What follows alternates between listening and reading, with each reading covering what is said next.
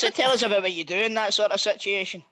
So, if you're involved in any sort of accident, guys, please contact G4 Claims. First, we can help you from the roadside. Believe it or not, Saturday night, I had someone phoning me at midnight. They had just been involved in a road accident. Their car was totally written off. It was mangled. It was a mess. And even with a few Prosecco's in me and for 7 numbers, sure that car was recovered from the scene and took to a safe place of free storage so that car was out of harm's way and the people were took safely home by the recovery operators. So that's... You take that headset out of me? Say that again? Do you take that headset out of me? Absolutely. Sitting in vodka, 2 seconds, pal. Here's another one. Anyway. You know what I mean? I'm not getting my bingo dab out so I can take the details of the claim. That's fucking brilliant.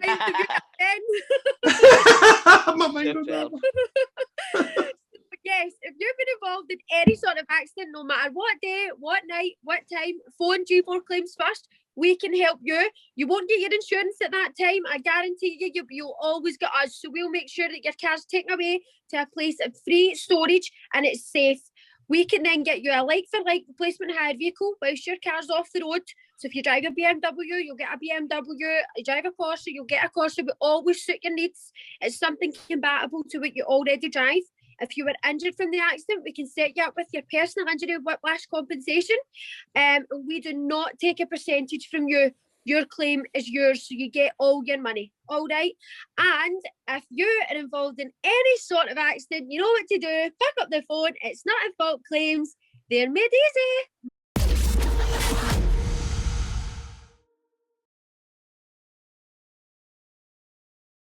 Right, let's welcome a man who's just moved across the M8 to Hibs after a spell at boyhood heroes Rangers, with spells down south at Brighton and Sheffield United. He has 2 caps for Scotland. It is none other than Jamie Murphy. Jamie, welcome to the podcast, mate. Cheers, yes. Nice one, Jamie. Yes. Come on, Chris, clap for Jamie. Come on. Yes, man. On the Rangers.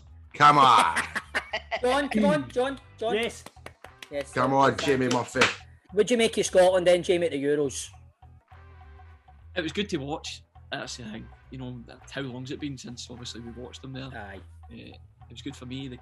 My girls, they sat and watched the full game, stuff like that. So it was good that way. Just disappointing to go out, but I mean, Modric especially was a joke the other night. Aye, tremendous. Different class. Tremendous player. As well. You wouldn't think he'd won the Ballon d'Or a couple of years ago, know what I mean? I know. People saying it'll be good enough for that, and then Modric turns up, makes it worse.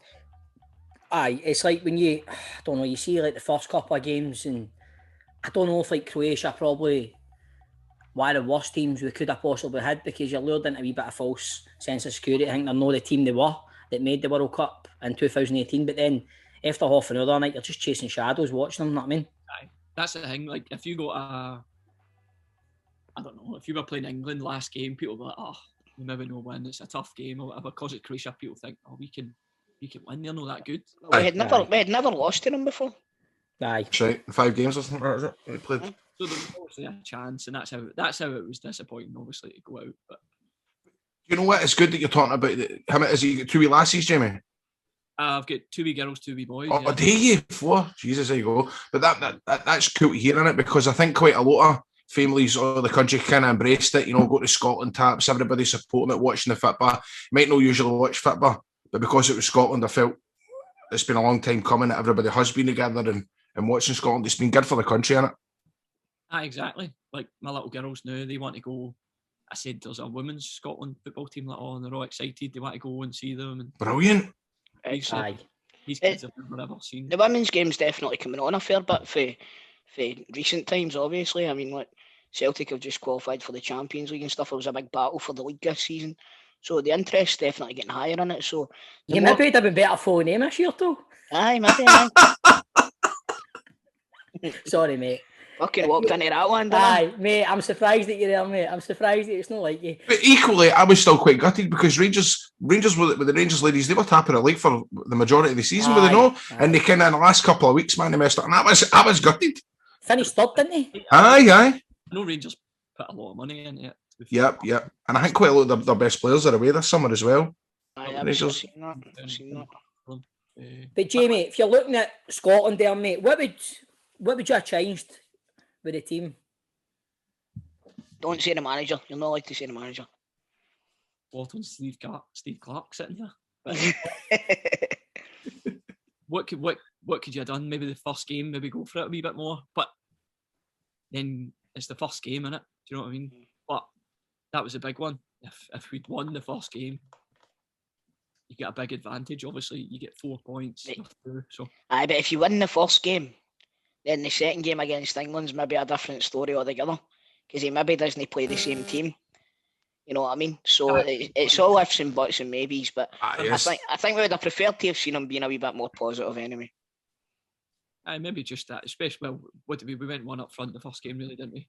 Christie, and then Adams, the next couple. Obviously, she's a really good player. I played with him when I was younger, and he was younger, so always looking at him. He's classy, is he? He looks, don't know, he just looks a wee bit a level above at times, doesn't he? He does. Aye. He looks really good. Great touch. Ball sticks to him as well. When the ball goes out of the park, it sticks to him. He came in when he was 18.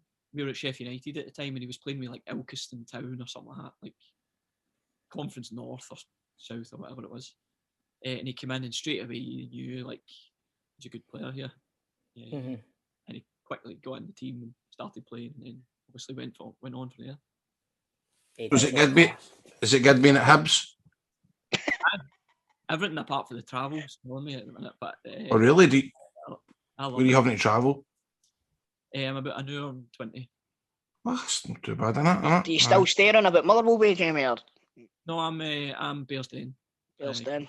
I grew up in Yoker. Did you? That must be a bit of a trek. That adds a couple of hours on your day anyway. So, Jamie, obviously, thought about you're at Hibs now, but when the chance came round to signing for Rangers, was it basically a no-brainer for you? Aye, it was, aye. Especially for me and my dad. Obviously, my dad was a big season ticket holder and followed him all his life. So it was a big moment when it came around. But like, I was down south. I was at Brighton at the time, and I could have went Bristol City. And I remember speaking to Glenn Murray about it down there, and I was like, I've got Bristol City and Rangers. And he was like, no brainer. Surely you're going to Bristol City. Really? And I was like, nah, it's a no brainer the other way. I was like, why? It's just down there. They just don't look Scottish football at all. But like people like Connor, obviously Connor was at Brighton. You quickly learn. It's a different case up here. So how long did you play with Connor before you played with each other at Rangers? 2 years. 2 years. So if you kind of always saw that, because we done the teammates were Patreon, and he said that it was Monish, but I'm taking it that by Monish, is he a bit of a leader? Was he a bit of a leader even doing it at Brighton as well? Was he always kind of showing that? Was he not quite ill down at Brighton at one point? Did he not? I had a heart operation. Did he know? He had an ECG, and then something was wrong, and you had to go fix it and stuff. So he never really. He played one season down there, and then the next season he signed another centre half, and he played with in and out. But he's always got that leadership bit about him. Do you know what I mean? And then you look at him last year; he was arguably one of the best players in the league last year, wasn't he? So aye. I've always all season I was saying he was my player of the year. He definitely was. I think just his consistency levels for a guy for what he's went through, like you're saying, not to miss a minute of football, and the defensive record we had last season, it's built on him and McGregor, I think. But for me, Goldson, it's all about opinions really. You could have picked McGregor, Tav. There's a lot of players that you could have picked this season for Rangers, to be honest. For me, it was Goldson, but definitely. He's got that in him. He's definitely, when the time comes for him to leave, whenever it is, he'll definitely go on and be a good player down south.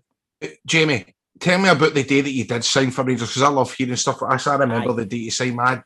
I followed you and DM'd you and all that, and it was a buzz. You messaged me back, and I was like, yes, man, he's my favourite player. What was it like the day? Did you get taken around Ibrox, Murray Park? Tell us about the day. Did you go with your old man?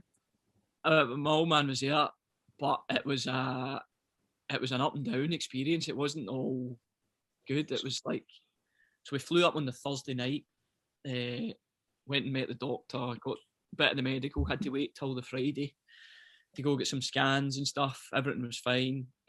Got to the Friday night, I was sitting in Murray Park, and I got a phone call from a guy at Brighton saying, deal's off, you need to come back down. Oof. And I was like, what are you talking about? He says, somebody's phoned and said, Rangers have not got the money for this and blah, blah, blah. So I was like, hold on a minute. I was like, you're expected back down on Monday. And I said to him on the phone, I says, there is not a chance I'm coming back down. What? On Monday. There is no way I'm coming back down. Do whatever you've got to do to sort it, because I'm not coming back. And I never hung up the phone. Obviously, conversation ended, and then the Brighton captain at the time, the boy Bruno I was speaking about, he gave me a phone. What's happening? This I said they've said it's off, but like I don't know what's going on. So he kind of spoke to them. So I went home that Friday night thinking that it was off. Back in the house, just like obviously I said I wasn't going back down, but I was always going to. Aye, of course. This is after you've been shown around Ibrox and stuff. After that, it was just Murray Park. Right. We were supposed to leave for America on the Friday night. Mm-hmm. They said, "Look, you can't go. You can't go to America on the Friday night." Like, so I went home. Is that how they couldn't afford you because they paid for everybody to get a flight to America? Maybe. So I went home and my agent stayed at my house and we're trying to figure out a way to do it all day Saturday. Where did he sleep? Couch. Right. Oh, shit. That's just. I think Jamie's got a one-bedroom flat. Well, I know that's. Very, very random outburst of questions there, Graham. On the Saturday night at like 8 o'clock, we got a phone call saying, look, they're going to do a loan to a buy. Because originally it was supposed to just be a transfer.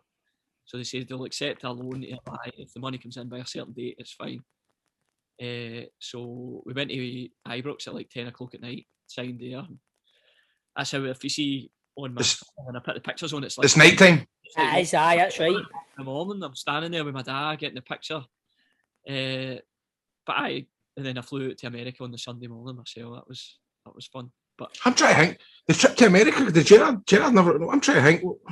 No, it was Murty. It was Graham Murty. It's when we played some smashing football. We won the Florida Cup. Oh, wait, you signed in the January, didn't you? Mm-hmm. That's right. I was thought that you signed in the summer. Right. So, right, Jamie, when all that's happening, obviously, like we're talking about Murty's there and stuff, and there is a lot of uncertainty around the club, who the next manager's going to be. Is there anybody at Rangers when all this is happening going, don't worry, it'll be all right? No. No? Wow, man. That stressed me out.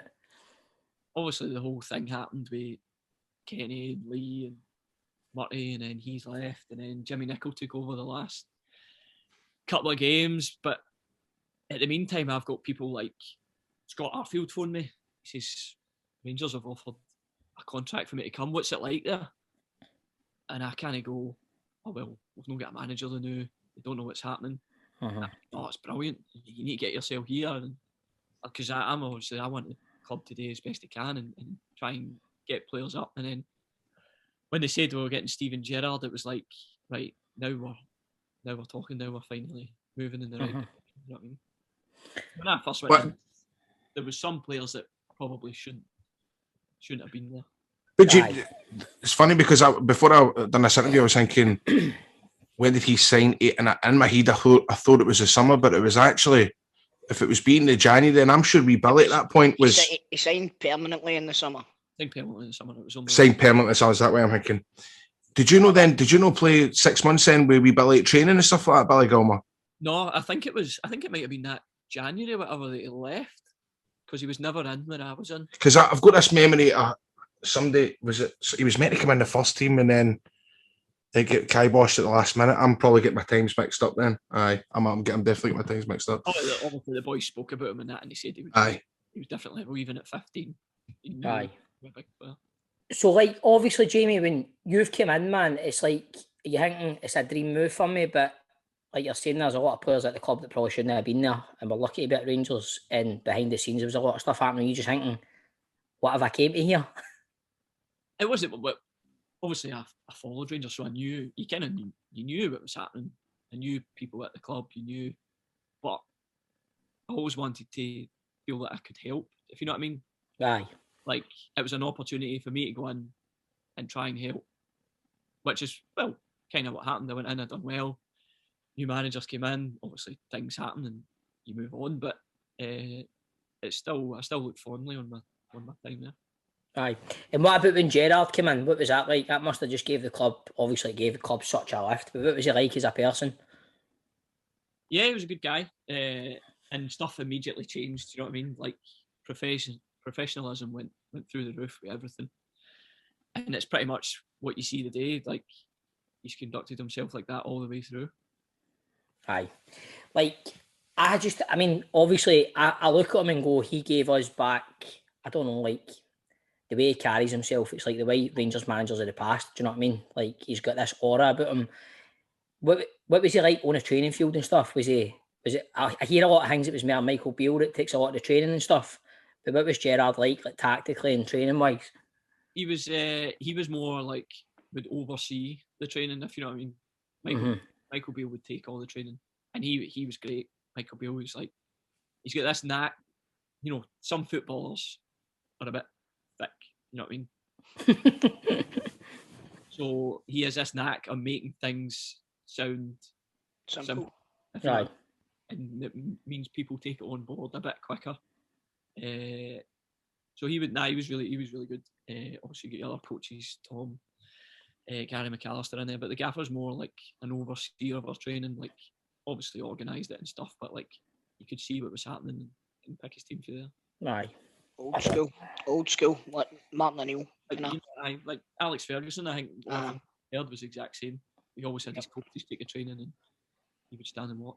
Looking back, man, I always seem like you must seem so frustrated about it, but I remember your injury at Rugby Park in that cup game. Like that happened right in front of me, man. Right in front of me. I was devastated that day. That happened. Fuck off, man. I was a bit. What I remember, what it was, obviously, I went down and what happened, and I'm lying in the flare and I'm screaming. It's agony, and I look up, and there's a guy in the first row of the couch looking at his mate, and he's going like that, and he's just like, doing that. It might have been you. You might have been sitting there just. Was I? Honestly, I'm right in front of me, man. I think everybody kind of knew. Just because at the park it was on, we all just went, nah, this isn't good. It was just, I knew it straight away. Like, it felt like my whole knee went out and came back in. I was just lying there and I was like, oh, here we go. But I never knew it would be so bad and take so long and that kind of thing. But I mean, I don't even need to ask you how that must have affected you mentally, mate. That must have absolutely floored you. Especially missing on that amount of football. What did you do to just try and keep yourself stay motivated and positive? Was it?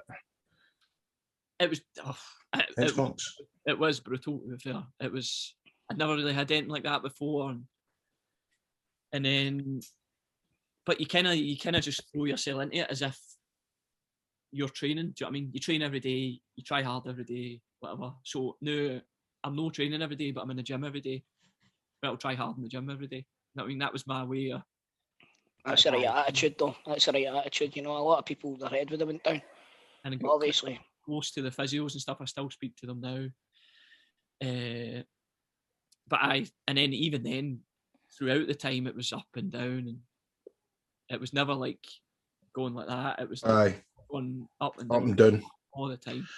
Which your best story for playing at the Rangers? Your best story? Somebody goes like that. Sum it up. Tell us a wee story. Oft. Give me a second for that one. I don't even know. Think about it. It could be a memory. It could be a moment. It can be a. It's obviously going to be a memory, mate. He's going to need to remember it. The one I've got, one. I don't know why it's special. One, but I really remember was the first pre-season Steven Gerrard took over, we were at La Cala and just outside Marbella. Mm-hmm. No, the bar in Denniston, no. Wolfie's back. So we're in the hotel.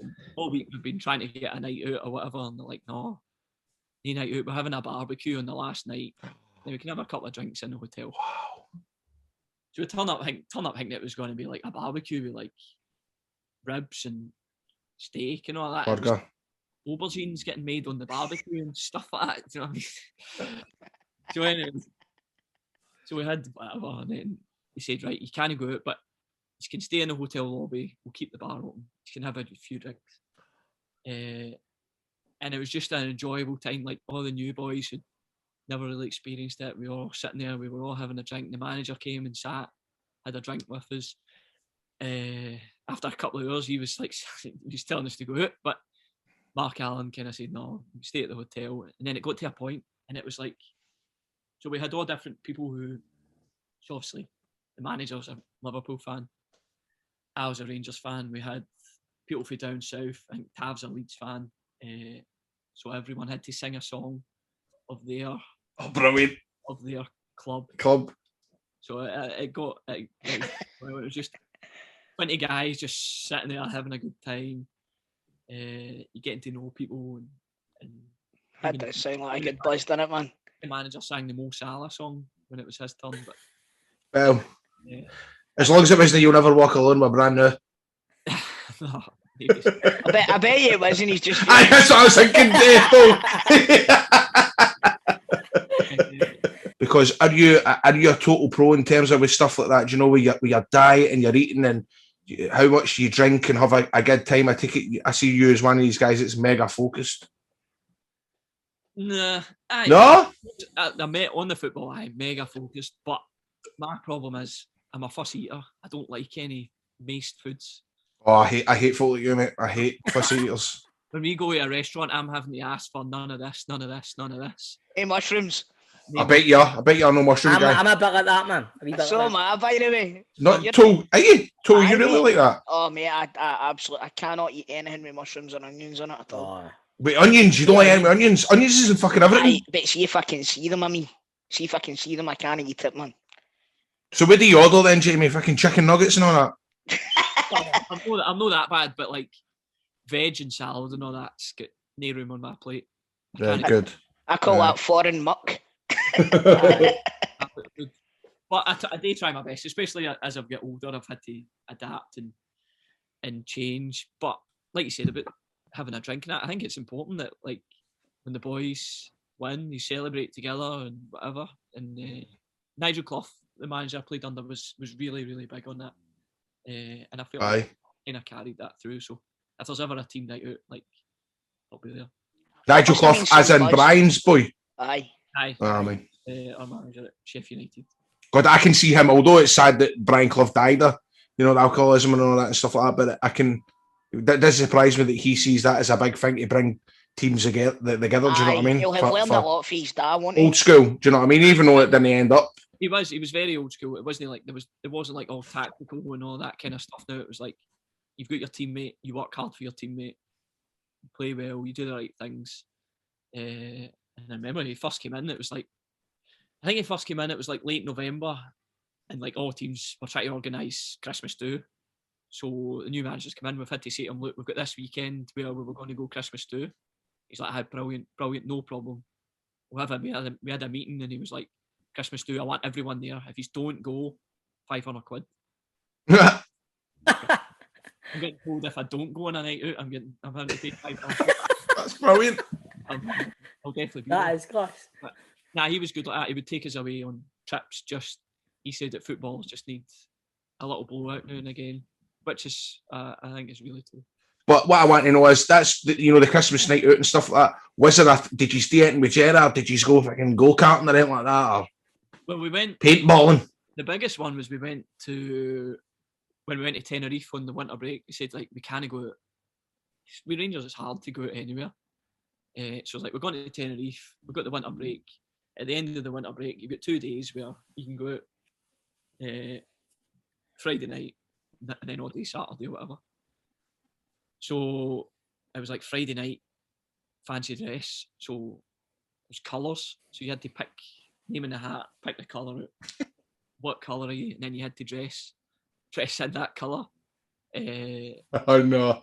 I think it ended up on the back. I think it ended up on the back page. Oh yeah, it's like fancy dress on a night out in Tenerife, but it was a good night. Like, but in the end, it's just normal people. Do you know what I mean? If you're mates, if you were playing a Sunday league and you had a night out with your team in a Sunday league, you go out and probably do the same stuff that boys at Rangers are going to do and whoever's going to do. Aye. Of course. The only problem is sometimes you've maybe got to watch with Snapchat and freaking cameras and pictures and all that. And I would imagine sometimes you might, obviously sometimes it's came out with young players taking videos and all that and being a bit naive with stuff like that. But I'm taking it that's obviously a thing as well. You've got to be switched on with that, even with a drink in you. Like, get that camera to, you know what I mean?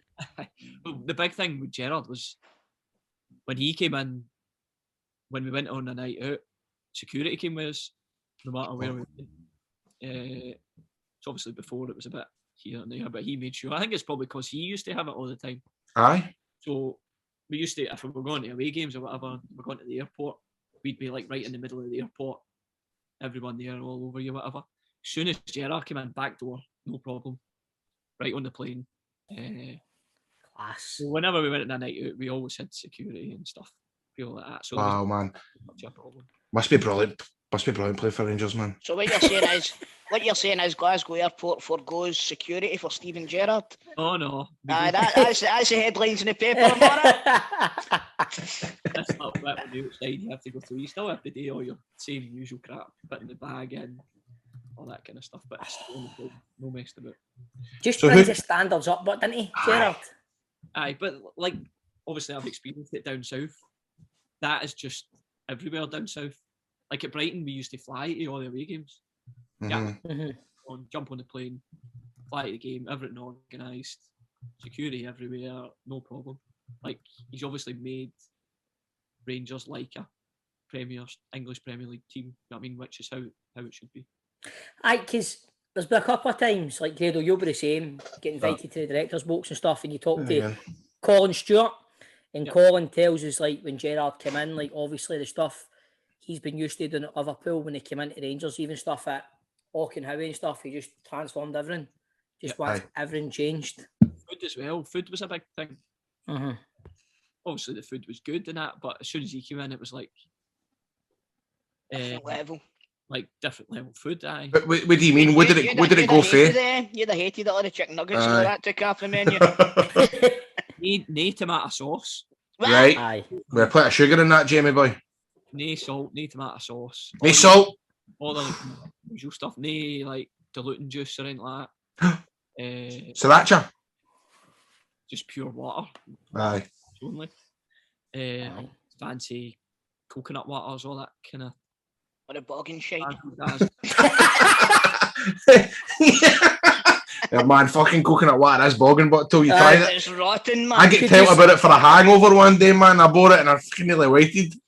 Was there nobody at Rangers coming in, man, trying to sell contraband, like selling you a wee Coca-Cola or a fruit shoot and all that? Monster Munch. Somebody outside the stadium with a burger van. It's usually me. Straight into Govan McDonald's drive-through for the boys. Jamie, see when you were at Motherwell, I always remember, man, there was always like rumours. Did Rangers never approach you when you were at Motherwell before you went to Sheffield United? No, because I always heard that rumour all the time. That obviously I read it in the paper and I phoned my agent and asked him and stuff, and he was like, no, but they'd just been put down to the third division at the time. Aye. I hadn't heard it, and it was literally just. I know people sometimes say it's obviously it's paper talking that, but I think it genuinely was. I never heard anything about it. Actually, you get that though, don't you? See if there's any standout players for any Scottish teams, they always get linked to Celtic and Rangers, don't they? Aye. Well, and as well, obviously they probably should. Like Rangers and Celtic should be signing. Aye, I agree with you. The talent for Scotland. The thing is, Rangers going down to Division 3, Jamie, and they came in for you. I mean, that would have been a tough one because obviously it's difficult circumstances there. Like people at Lee Wallace and that stayed with Rangers, but would you have took the step down to Division 3?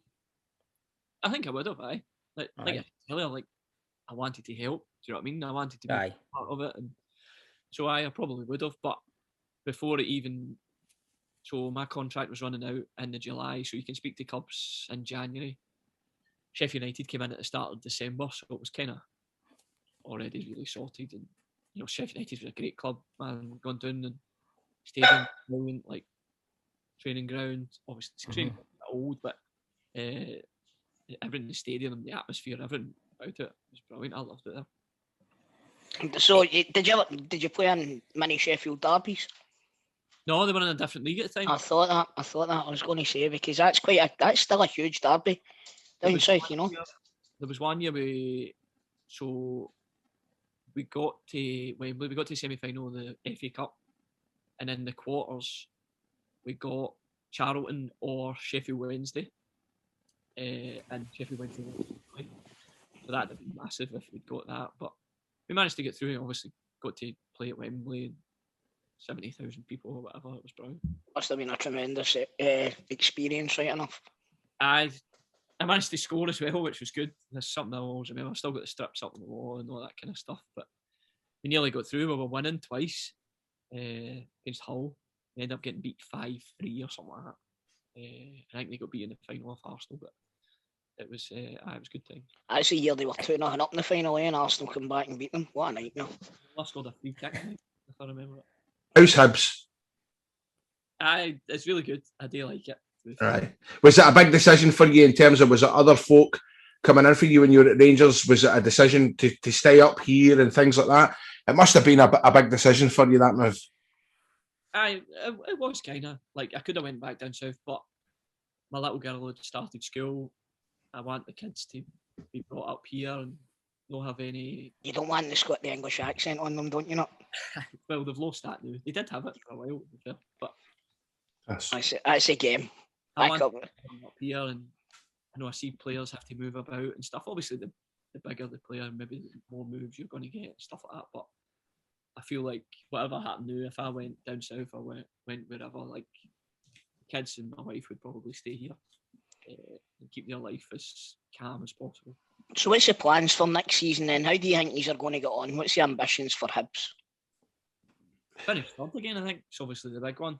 You know, we obviously lost the cup final there, but you want to get back there. You want to try and win it again, but you know it's hard today.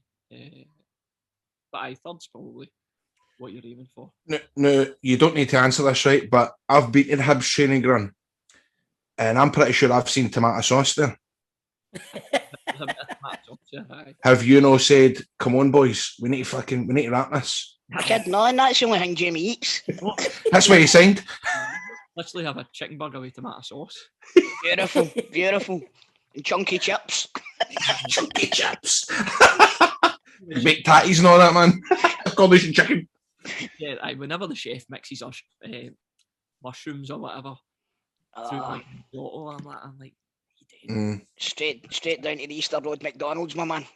Mate, obviously going for Rangers to Hibs, when you went there, was there any banter? Like, obviously, I mean, there's like the old subplot every time Rangers and Hibs play with like Ryan Porteous and Morelos and all that. Did you get any banter when you walked in as if, oh, here he is for Rangers coming here and all that?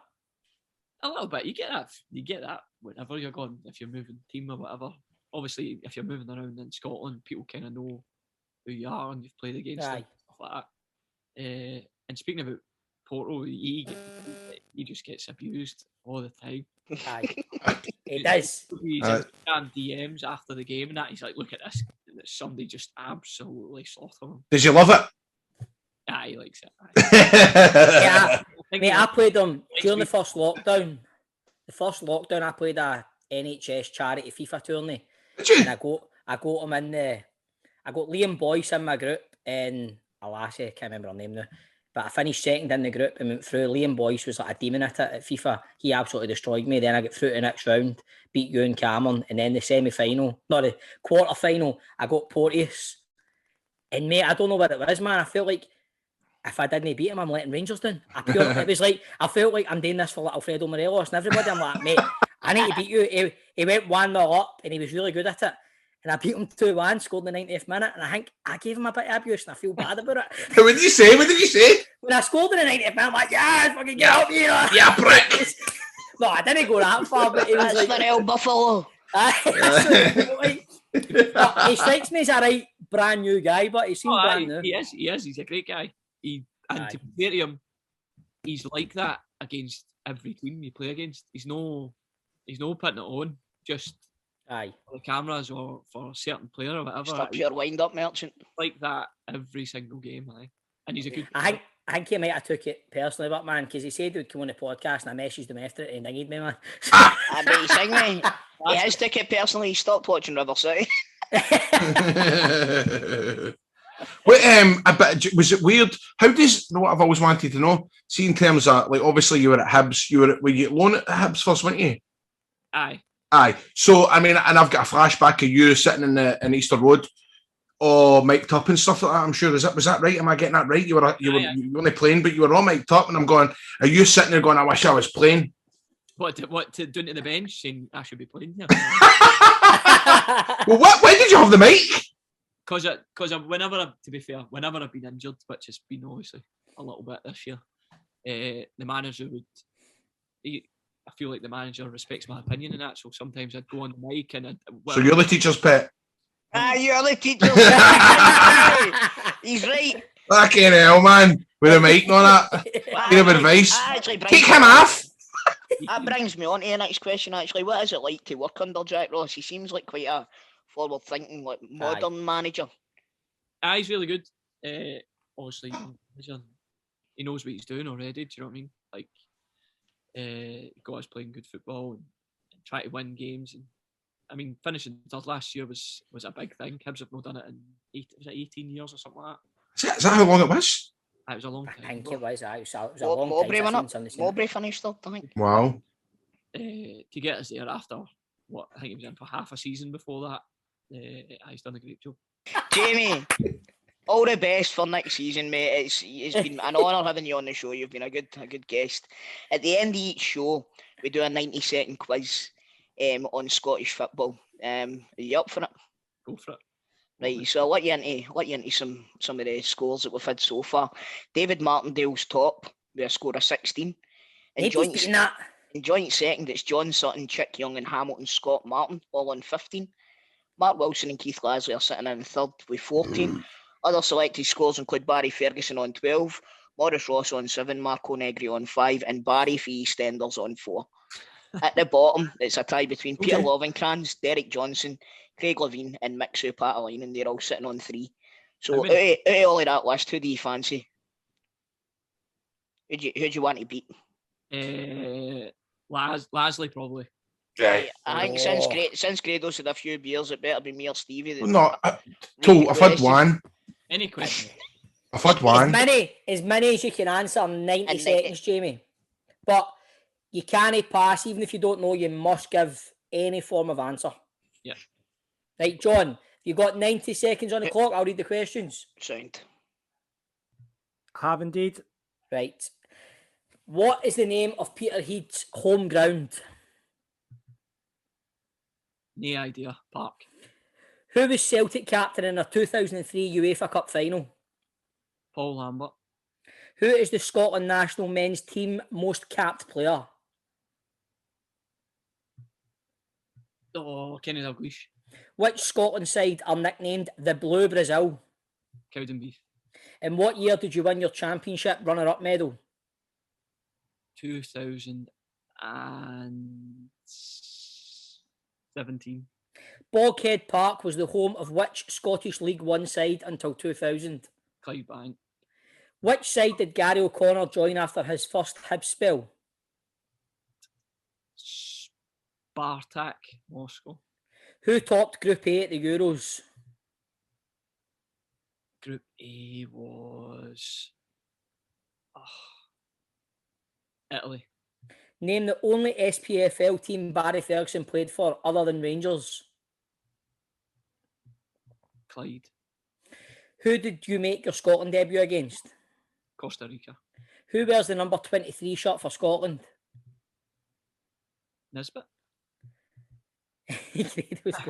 Right, what city were Meadowbank Thistle based in until they moved to Livingston in 1995?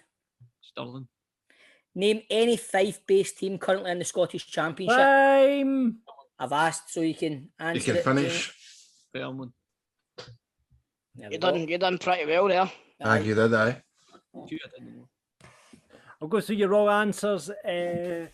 We've got first question. What's the name of Peterhead's home ground, Jamie? It was Balmoor. Boghead was the home of Dumbarton. Sure that was Clydebanks or no though. Do you know what? Oh, really? Do you know what? Oh, They there you shared, go. do you know what? See you, John. Because they shared ground, so I'll give you that one as well. Well played, Jamie. Well done, Jamie. Which side did Gary O'Connor? It was a 50-50 ball in this one. It was Locomotive Moscow, not Spartak. Billy Gilmore wears the number 23 shirt for Scotland. Meadowbank Thistle were based in Edinburgh until they moved. They're just up the road, Feaster Road, Meadowbank. But apart from that, mate, you got everyone right. So you got, if we're taking the Clydebank one, that's a 9 for you. 9, well done. Nice one. Did you beat Lasley? Nice. No, Lasley get 14. Ah, How fuck. did you get 14? I know. If I got all them right, I'd be on 13. Aye, Bob's slow. In order. But a week, mate. Listen, that was a great interview, man. I loved all that. That was fantastic. Listen, wish you all the best. Aye, good luck for next season, Jamie. All the best, mate. Thanks for coming on, bud. Stop, guys. You take care. You take care. Right, tatty, bye. Cheers, Jamie. Bye-bye.